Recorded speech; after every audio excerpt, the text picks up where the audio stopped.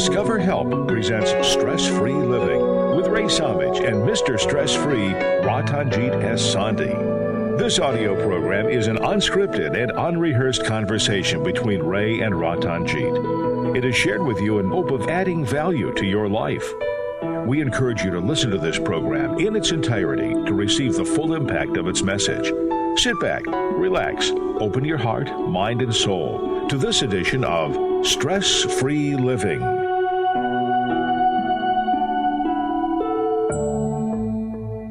We would like to welcome everyone to Stress-Free Living today. Thank you so much for being with us. I'm Ray Samich, along with Ratanjit Sandhi. Ratanjit, how are you this fine day? Wonderful, Ray. How are you? Excellent, thank you. We are on our Zoom call where people can join us, and we do have a guest with us here today on Zoom, but we also, of course, are carried around the world at wintradio.com and in Northeast Ohio at 1330 AM and 101.5 FM. However you are listening to us, or maybe you're catching the YouTube replay or the podcast replay, however you're listening to us or watching us, we welcome you. Thank you so very much. Ratanjit, this program is called Stress-Free Living. And we know over all these years that what causes us stress most of all is when we do things that we're really not wired to do, when we act in certain ways that are really, in many cases, the opposite of how we should be living, how we should be acting, how we should be thinking. That's what causes stress. So today's show is rather interesting because we came up with an idea. Actually, one of our Zoom listeners came up with this idea, talking about how today more than ever, there's a feeling that if we have money, if people have money, they have wealth, if they are so-called rich, then it's really a bad thing. It's really a crime for some people to have a lot of money. So if that is the thought process, is that in itself causing stress? Does having money, is it a bad thing? Is it a crime? And therefore, is that what's causing a lot of stress in people's lives, having money? Are we better off being simple people, very simple in our lives, without maybe as much greed, without maybe some of the arrogance that we associate with people who have money?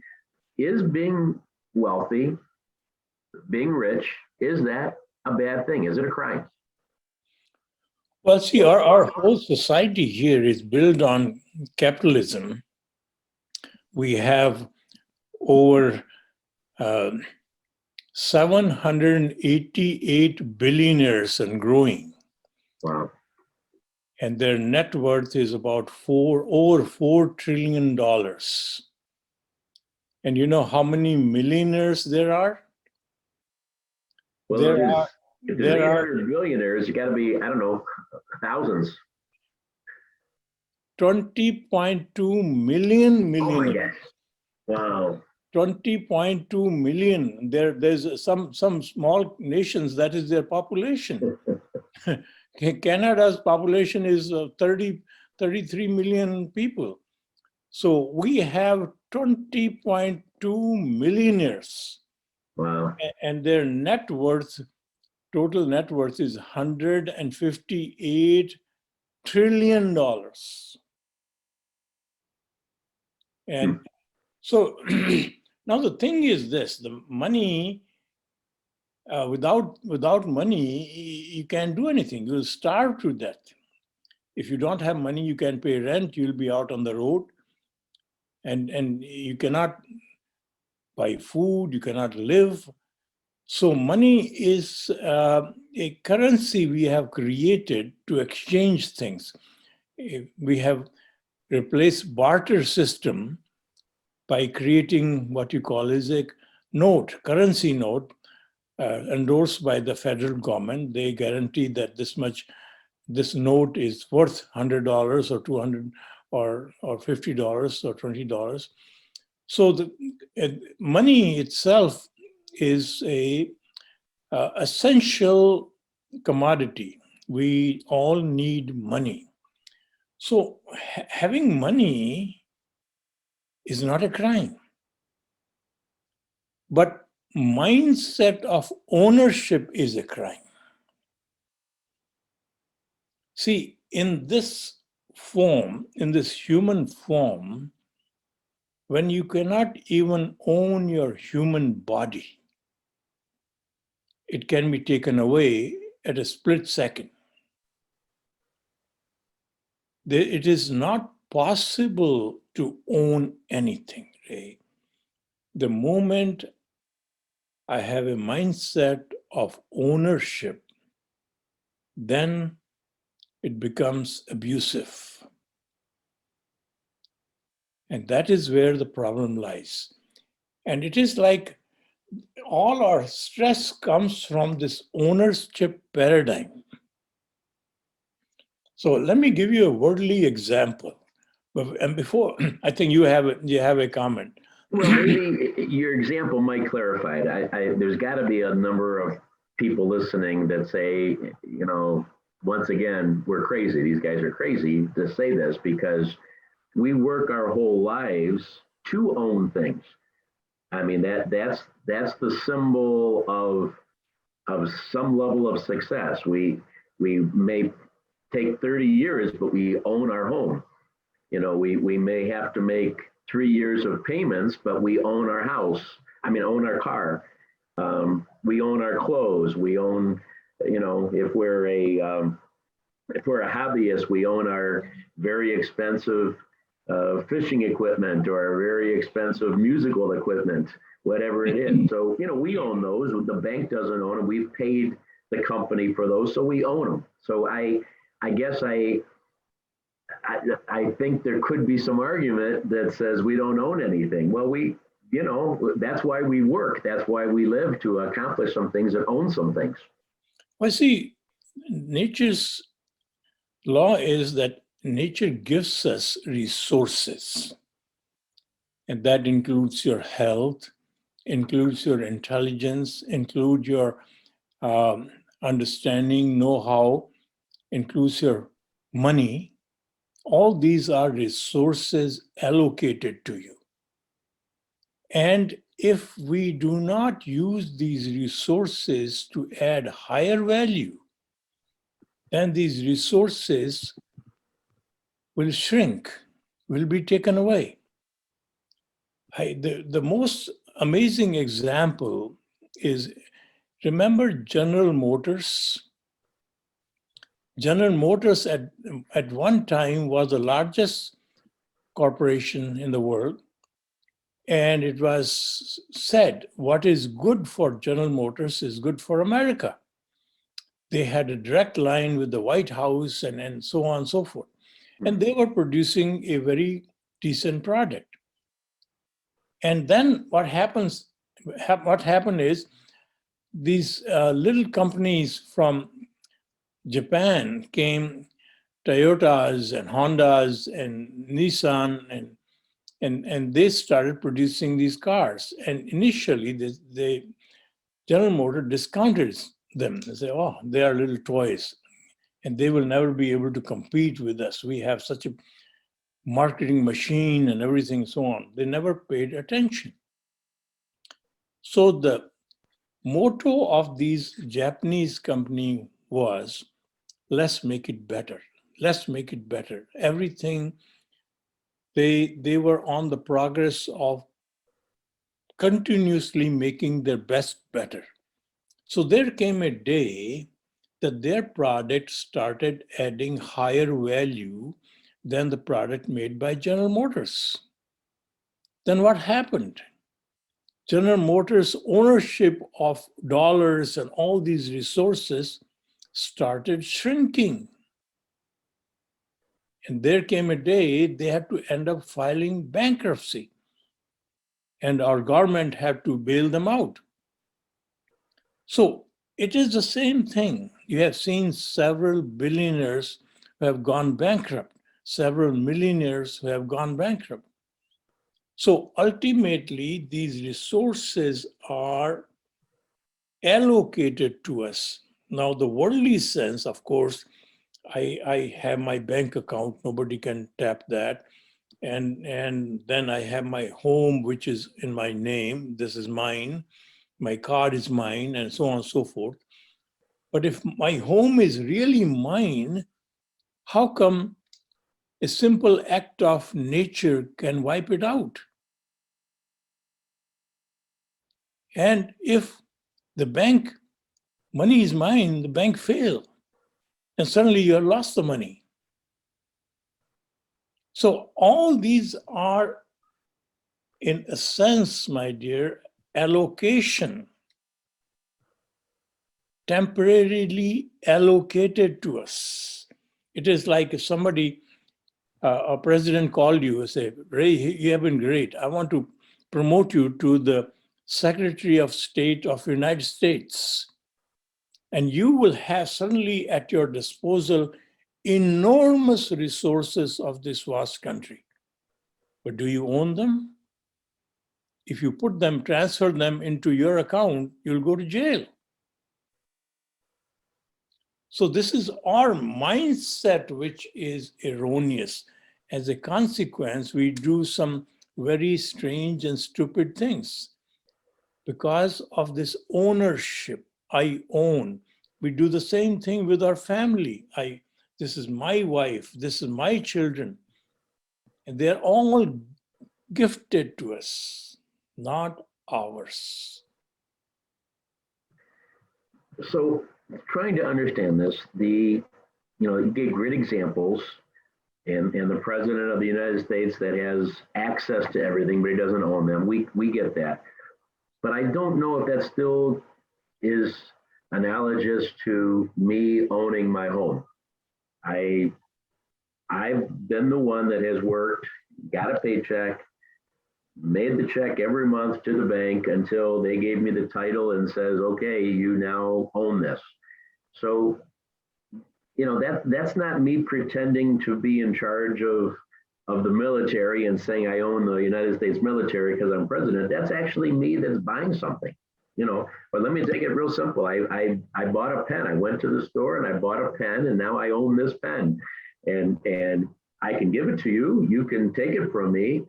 That's true, but I still own it. I bought it. So what's not an ownership about the fact that this belongs to me? Well, see, at a particular time, this is yours. If somebody challenges you, well, how do you own it? You have to produce a receipt. See, supposing you go to a department store and you saw these beautiful watches, expensive watches, and nobody's around there, you lifted one watch and put it in your pocket. Now, nobody has seen you. And you're walking with that stolen watch in your pocket. And now, if any noise comes and somebody calls you, sir, sir, sir, and you suddenly are afraid, oh my God, somebody saw me. Mm-hmm. You're guilty. And you will have stress. At that moment, you own that watch, right? But you are guilty. And that is exactly what happens to us. Because we have this ownership of things which we think are ours, we are going to have stress. Our inner self knows that everything is allocated and gifted to us. And because of that allocation and gift, if I start calling it mine, then I will have stress. I will have frustration because they are not mine. So under all circumstances, with all the allocation gifted to me, including my human body, my intelligence, my resources, my money, my family, my house, I must stay grateful. If I stay grateful, I would have no stress. But if I have a mindset of ownership, I own, then you end up feeding your greed and you park yourself owning more. That is why a millionaire wants to become a billionaire and a billionaire wants to become a trillionaire. So it never stops. And in this process, they do things which are barely legal. Many of these people end up cheating the law, cheating the taxes, but our system is such that you can buy justice, you can buy things, you can buy politics. So they get away with this. But they end up, nobody has made big money without going into some sacrifice of morality. There's plenty to talk about along those lines, and we will today, because that goes back to, is it bad? Does it cause stress? Is it a crime? So we will definitely talk about all of that in more detail. But right now, I'm still a little bit hung up on the ownership thing, Ratanjit, because while you've given some arguments that said we don't own everything or anything, I still don't understand. Even if I have to produce a receipt, when I showed you the pen, you said I have to produce a receipt. Okay, so I carry the receipt that says I really did buy it, and it proves that I own it, and they walk away. If I stole the watch, sure, they're going to be after me. But if I bought it, I have the receipt in my pocket, and the security guard comes to me, and I show him the receipt, he goes away. So there is still an acceptance of ownership in society. I mean, someone can try to steal my car, but ultimately, if I go to the police and I prove that I've got it and I bought it and I have title for it, they'll say, yes, you do own it, and you can, we'll get it back for you. So I'm still misunderstanding the main point about ownership, because we don't. I do agree we don't own our body. We want to think we do, but that can go and be taken away from us at any time. We know that. I mean, maybe I didn't wake up this morning. I didn't have any control of that, but thank God I did. But I do agree with that. We don't really own our body, because the Creator can say, I created you, and I'm going to take your body away today. But other things, I think I do own my house. But the house can be taken away also. House can catch fire. Not legally. I mean, not legally, but the nature can take it away. It is. Look at California. How many houses are burnt? And people are on the road. And see, it's in the civilized society, we have created a system. We call it ownership, and it should be called, actually, the right mindset, as an allocation. Temporary allocation. You have temporary ownership of your human body. You have a temporary ownership of your home. You have temporary. If you don't take care of these things, they disappear. They disintegrate. So if you own something, you own it. It should be there for you forever, but it's not the case. So our mindset is so embedded in this ownership, and I agree, because the world looks at a title and we call it ownership, and we can sue people for if somebody takes away my property or takes away my car and all that. So this is a legitimate allocation granted to you after you have worked hard, you have earned some money. And again, these are all allocations. The right way to understand this thing is, in this temporary life, it is not possible to own anything permanently.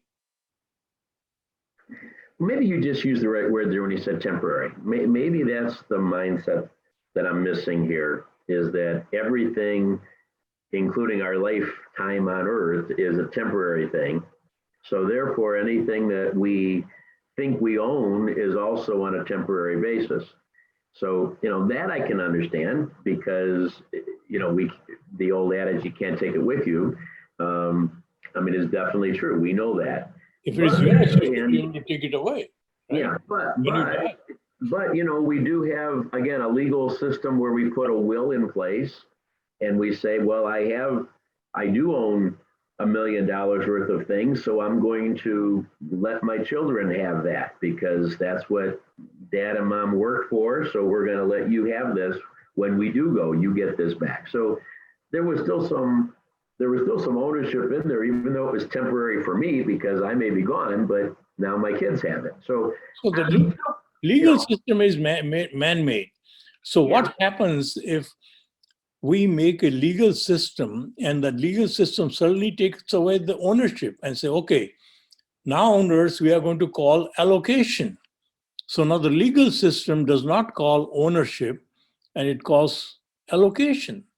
So that man-made legal system is what is telling you that you own things. right. But the same man-made system, if somebody comes and changes it to call it allocation, then it will be allocation. What happened to your ownership? Well, I mean, now you get into a political topic because there's, there's some socialist ideas with that is what happens in many cases. They let you work on a farm and run the farm, but then when the time comes back, you give it back and it's gone. I mean, that, again, it gets political into saying, do you lose the incentive then? Because you know that's not really. That's a different topic. Whole different topic, yeah. Whole different topic. But I do agree with the ownership of the body. I do see that because when that's gone, it's gone. You can't leave that behind to anybody. So now, if everything is attached to the ownership by the body, if the body itself is temporary, automatically, mathematically, everything is a temporary. Yeah. The temporary, I get the temporary part. I mean, again, we can't take it with us. So as much as we would enjoy our house or our car or our clothes or whatever else that we have bought and that we technically own, we certainly can't enjoy it. We can't use it. It has no value to us. So from that perspective, I do understand what you're saying, because if it was ownership forever, if it was a permanent ownership, we'd be able to enjoy it forever, and that's not the case because our bodies don't allow us to. So you remember Madoff? Yeah. Bernie Madoff? Yeah, Bernie Madoff. He created artificial thing. So there was nothing there. So if there was nothing there, whatever you owned in that nothing was nothing. So if the human body itself is not owned by you, so anything owned by the human body itself cannot be better than the human body. So itself is artificially considered that temporarily owned by your human body is an allocation. Your human body is gifted to you to conduct your journey on this earth. And to human body, resources are granted. And our mission is to add value, to make a difference together. If you do that properly, then your allocation keep on increasing. You have more. But if you don't do that, then your allocation decreases. I think So that's what we're going to talk about when I come back. We're going to talk about what you do with the money that we have temporarily acquired, that you don't think we own, and we don't own permanently.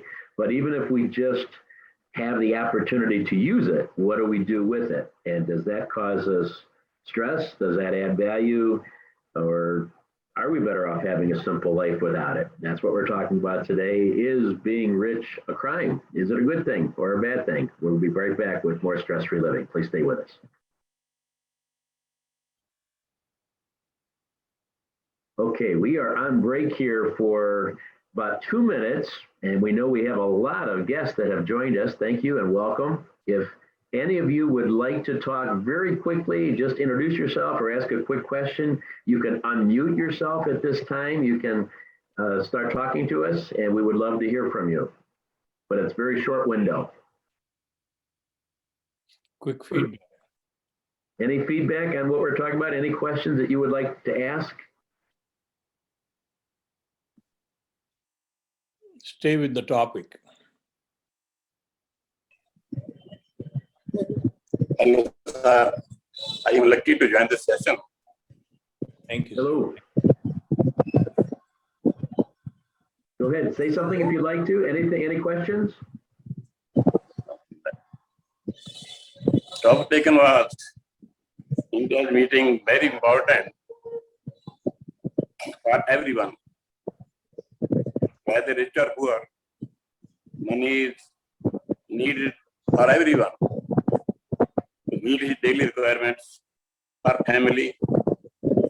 Poor man needs money to meet daily expenses, and rich man needs money to collect for coming generations. Thank you, sir. All right, thank you, thank you. We have Dr. Gahani with us. Yes. Thank you, sir. You have to unmute yourself. Right. And now I'm unmuted. I think it's a wonderful topic and a very timely topic in the bigger context that we often discuss. Thank So I look forward to it. Thank you, sir. Thank you.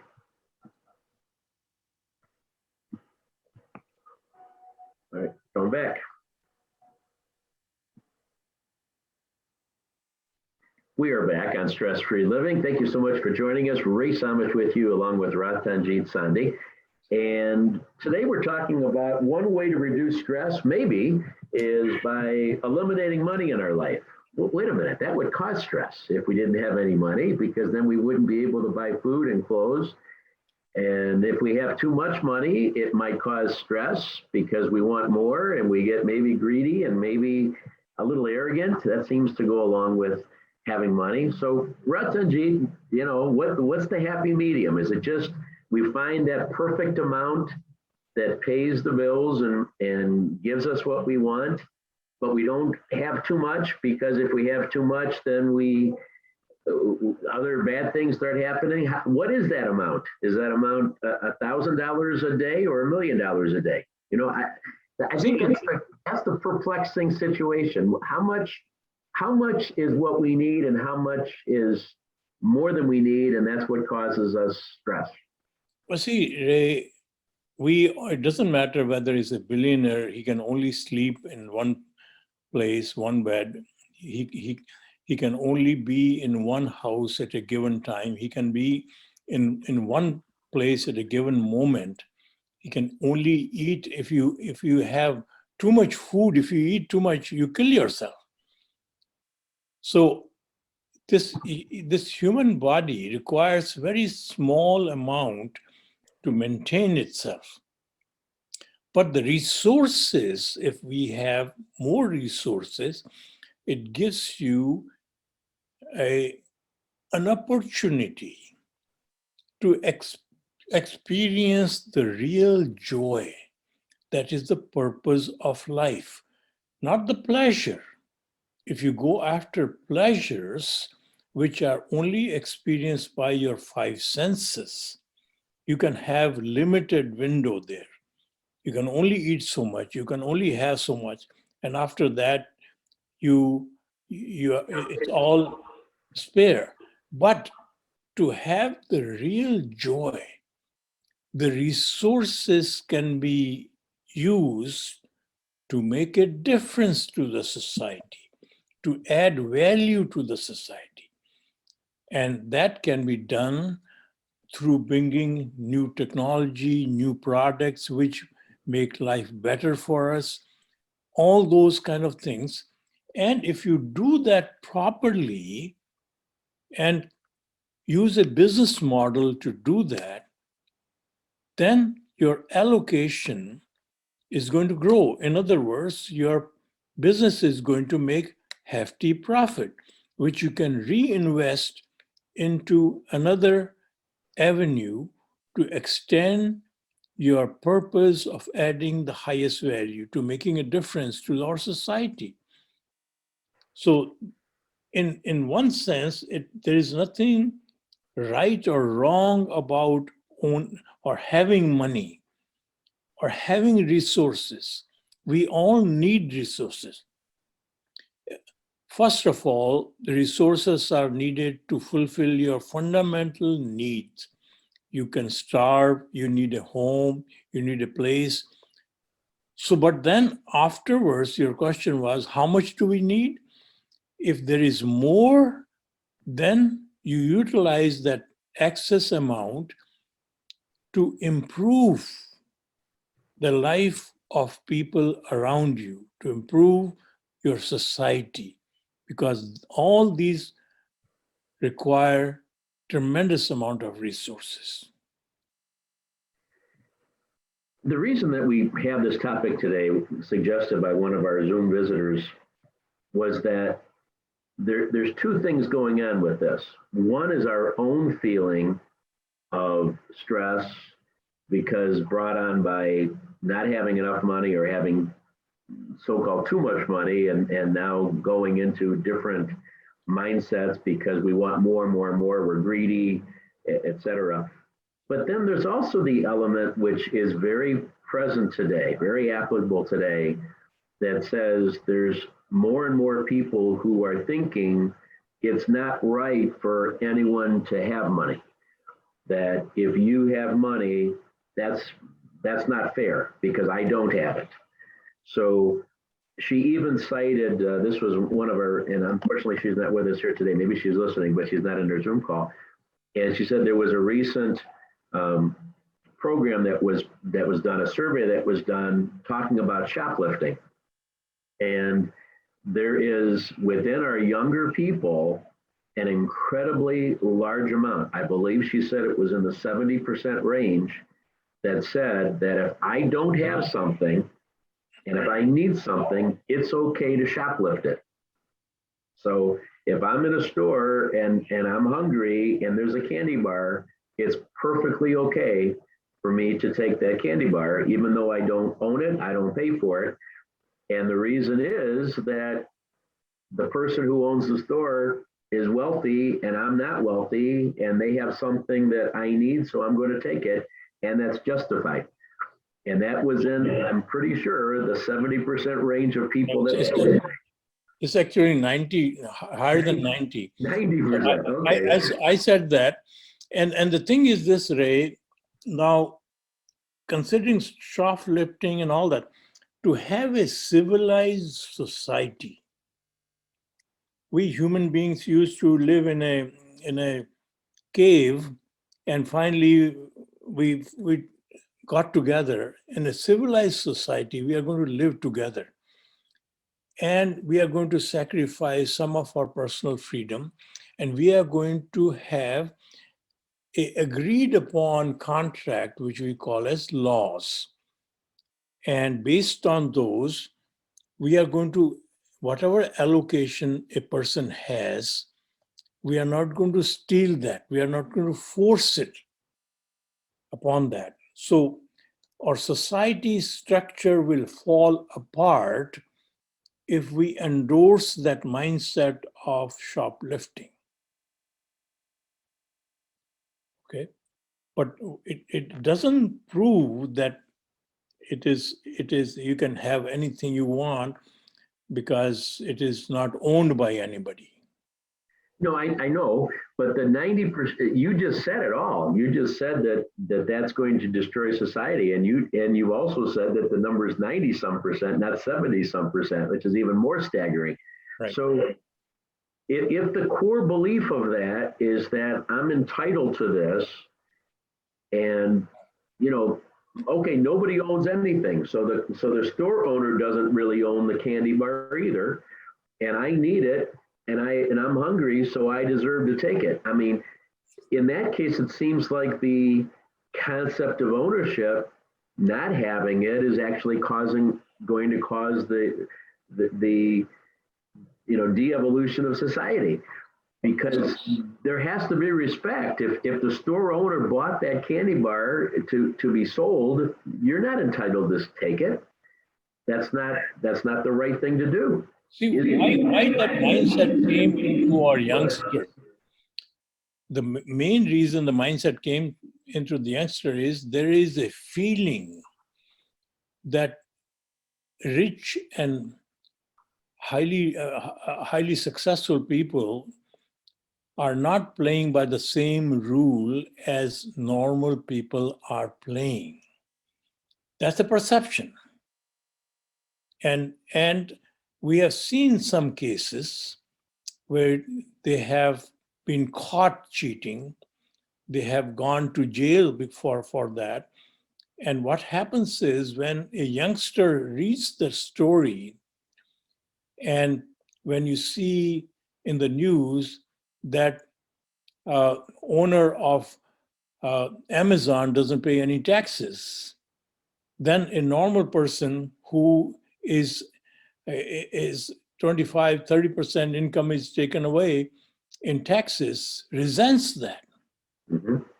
Okay, so that resentment causes all these feeling of, okay, if I'm going to do that, I'm going to lift. All these stores make hefty profit. So if I pick up a couple of things, it's not going to make a difference to them. That was their explanation given by these teenagers who were surveyed on this question: is the shoplifting right or wrong? But that kind of can be another topic too, maybe for another show. There are extremists in every area. I mean, there are people who do bad things in business. There are policemen who have done bad things. Okay. There are, in every aspect of life, we can find people, and it's usually a small percentage. There's a small people. I mean, even crime itself, and I'm talking, serious crime, murder and assaults and things like that. In the big scheme of the nation and of the world, it's a very small percentage of people that are committing those crimes. Very small percentage of people in any bad area of work.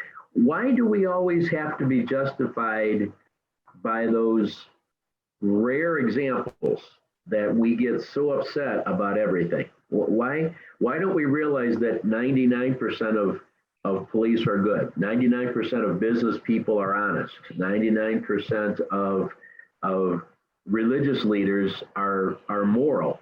But we look at that 1% in all of these cases and we start saying, all of it is not 1%. It is not 1%. Well, whatever the number is. It's like the percentage. If in our country giving bribe to elected official is a crime. Mm-hmm. But if you bring in between guy, a lobbyist, it is not a crime. So now all these big corporations, they hire these politicians who have lost their election as lobbyists. And they know who to contact, and they all need money for election. So they give them money, they buy their vote. And as a consequence, they end up passing so many laws which are lopsided. And as a consequence, when people begin to see that, it shakes their faith in the system. And many of them go into depression. Many of them go do some things which are not right. And at the least, they become upset. They become angry. Angry at their family, angry. And as a consequence of that is stress. Do you know 75 to 90% visits to a doctor are main cause is stress. When we have so much stress in our society. It is all because of feeling helpless and seeing that the cards are dealt in a wrong way. There's no justice there. And it is all because of all these. Now, why have we come there? Why it is there? That is a fundamental question. Okay. Do you want me to ask it, or do you want to just tell me the answer? Well, see, the thing is this, Ray. Look at how we are brought up. As a child, I come on this earth, and there is no operating manual which comes with the child. So the family, basically, whatever habits they have, child growing up uses mirror neurons in their head brain, which is reflective. They pick up habits of their parents, not the lecture, not the teachings, but the habits. And when they see what they do and what they say are different, they learn to lie. So lying is legitimated in their mind growing up as a child. And then we tell them, go to college, learn something, become somebody, become successful, means make more money. And that is the message we have given to our, and then when we go to school, we have the same message given to us by our teachers. And when we go in the workplace, or when we learn to see media or Facebook and all that, is the same message. It is all about earn somehow to make more money. And we respect, about 100 years back, a successful person was respected based on their character more than what they owned. And today, a person is respected by what they own. Doesn't matter how many times they have cheated, filed bankruptcy, or whatever they have done. It is all about how much money they have gathered by hook or crook. So that is what we have. That is why that entire mindset comes from this ownership. If we understood right from beginning that my success comes from attaining my joy, which is only available to me by making a difference. And once you get on this path, you will become a successful businessman. You will become somebody who can have a lot of resources, a lot of money eventually coming to them. So there are two ways to achieve success. One is by hook or crook, and other is by adding the highest value. That thought, because we are way past our break time, we need to take a quick break. We're going to come back and try to wrap all of this up into a nice, tidy plan for us to understand the answer to the question that I'm still not sure we answered. Is having money a crime? We're going to come back and talk about that and finish this up on this edition of Stress Free Living. Please stay with us. All right, we are on a 2-minute break. I am having some technical issues in seeing everybody. I don't know what I've done to my Zoom program here. So if you are here and you want to talk for the next 90 seconds or some of that, please unmute yourself and join us. You're welcome to do that. Okay, Kai, you want to say something? Good morning. Good morning. Hi, how are you? I'm well, thank you. I miss you. I say that every time, but I do. Hi, Ray. So my thoughts are, no, it's not a crime. It's not a crime to be wealthy or to have money, but it is a crime not to consider the conditions of others. That's my position on that. No, it's not a crime to be wealthy. Absolutely not. I think it's ridiculous to think that you shouldn't be wealthy. I think that it's that you should still care about the human condition, and that with that wealth, it should be, and I don't want to say the term, it should be distributed in a way that you're caring and you're also manifesting for others in the terms of care. And when he said about I was just talking to some former students of mine, and I've dealt with kids in this exact same position and condition. And, they had parents that sold drugs and mothers who dated men who sold drugs. And so you have to understand, as a governing society, we have to remember that the as they say, the sick will be with us always, or the poor will be with us always. And we talk about poor, we're not just talking about financially, but poor of mind, poor of body, and poor of spirit. So we have to be responsible. If we know, we have to be responsible in that way. So there is some other psychological and reverse kind of what Ratanjit was speaking about, Baba was speaking about, that reverse feeling of anger and resentment, because that care and concern from a higher perspective is not given when you have the capability to give it. Thank you so much. We appreciate your being with us here today on our program. This is Stress Free Living. We also want to thank our Zoom visitors because they talk with us. We have our interesting conversations while we're out to break, for you to hear some of our sponsor messages for the people that are helping us to bring this show to you. And if you'd like to be one of our Zoom guests, you can go to wintradio.com and look at the Stress Free Living page on the website, and they'll tell you how you can join and be a part of our Zoom conversation so we can see your face and interact with you during our breaks.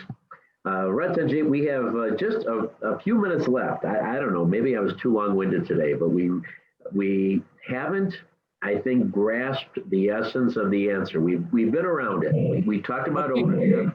Fundamentally, what having money is not a crime,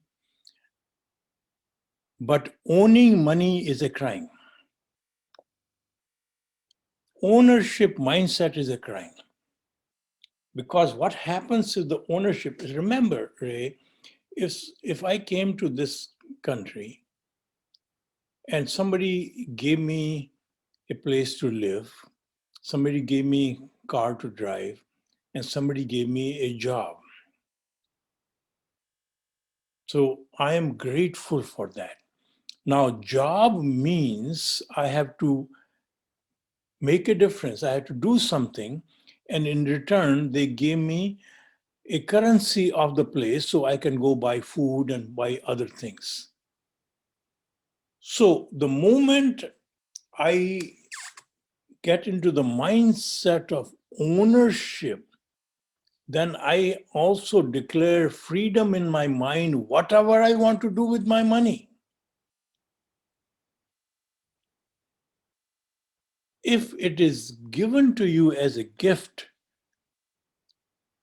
then mindset is a little different. That gift will be enhanced if you do the right things. That gift will shrink if you do the wrong thing. And then you remain in the gratefulness mode.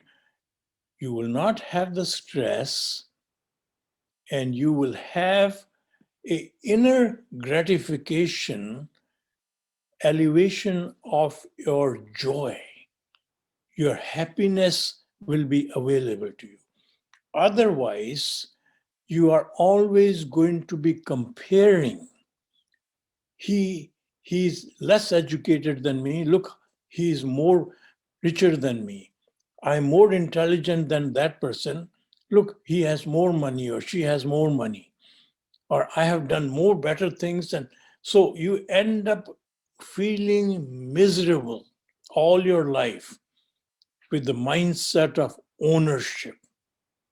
It is a very delicate balance, Ray.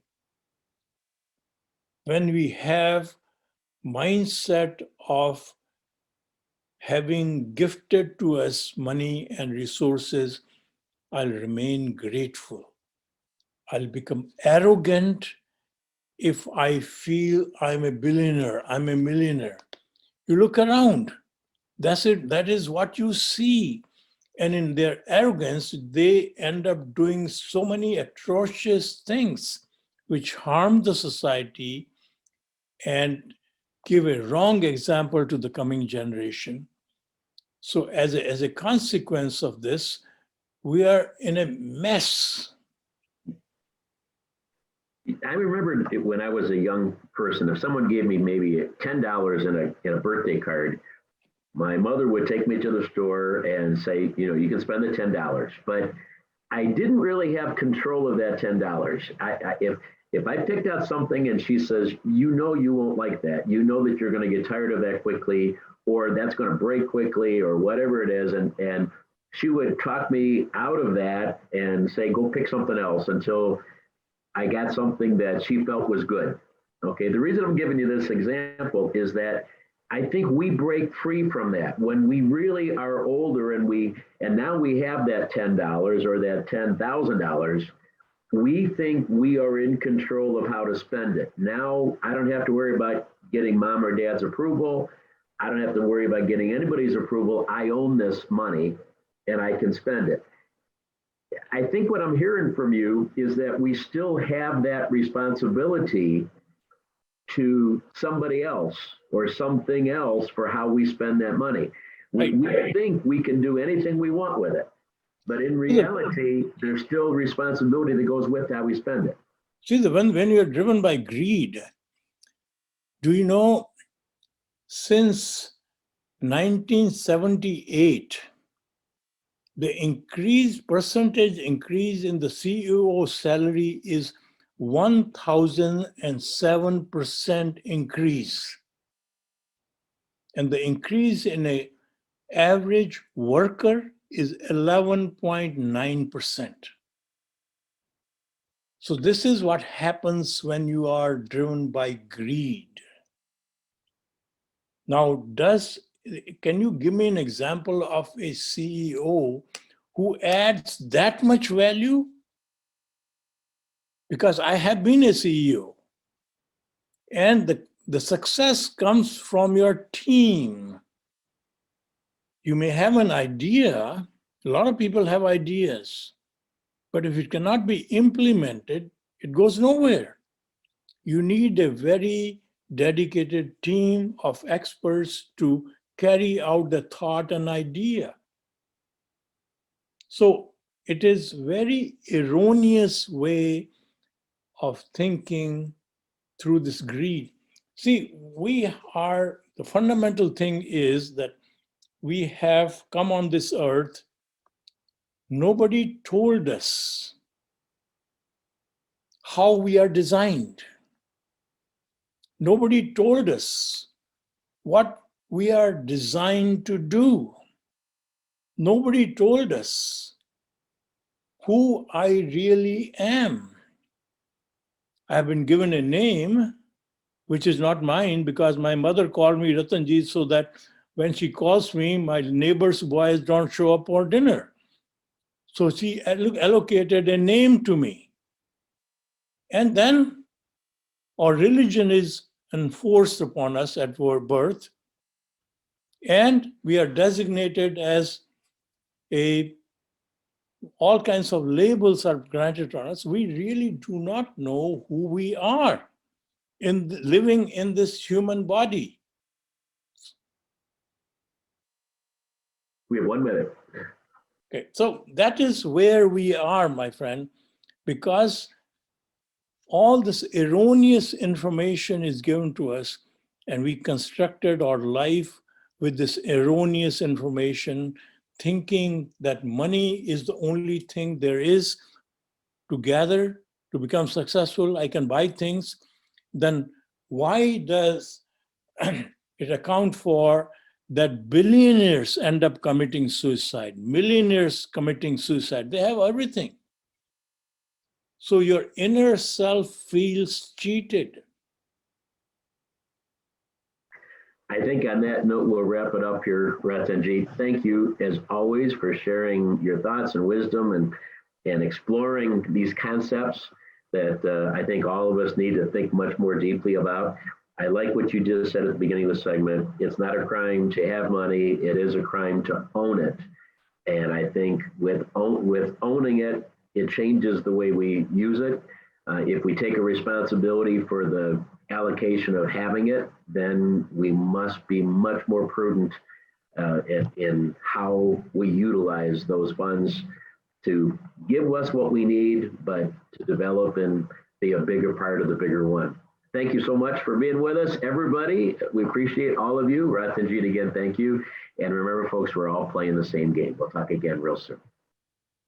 Thank you.